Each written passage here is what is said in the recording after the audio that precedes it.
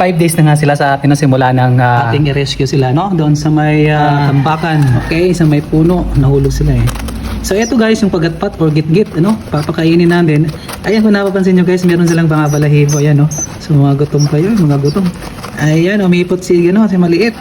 So ito na nga, ano guys, nakakatuwa naman yung mga baby pagatpat natin or git-git. Kasi nga, lumalaki na sila. So ayan, may mga balahibo na. So ngayon, ang pinapakain ko ay itong super worm. Ayan, o, tignan nyo. So ayan, mga super worm na yan, tinanggalan ko ng ulo kasi nga, baka makasakit sa kanila kasi mga baby pa sila. So tinatanggal natin yung ulo, tapos pinapakain natin. Ayan, no? So every after 2 hours, yun ang ginagawa natin.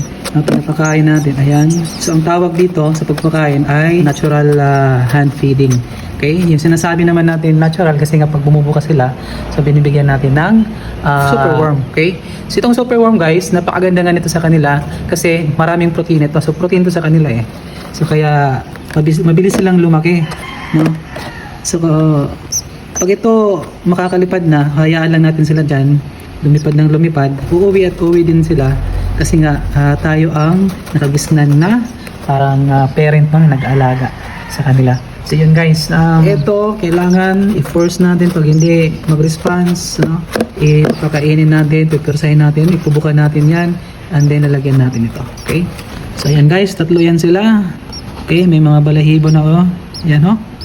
So yan, so day 5 update para sa ating pagatpat or git-git. Okay? See you next time for the update sa ating mga ibon na maliliit.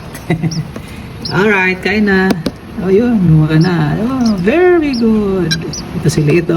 Kanina ko pa yan na sinusubukan. Ayaw eh. Buti naman, bumuka na siya. Go, go, go, go. Yan, very good. Okay, so tigda dalawang super warm, kada isa sa kanila. So yun, every after 2 hours. So ayan. Hanggang dyan lang muna mga katropa, mga kaibon.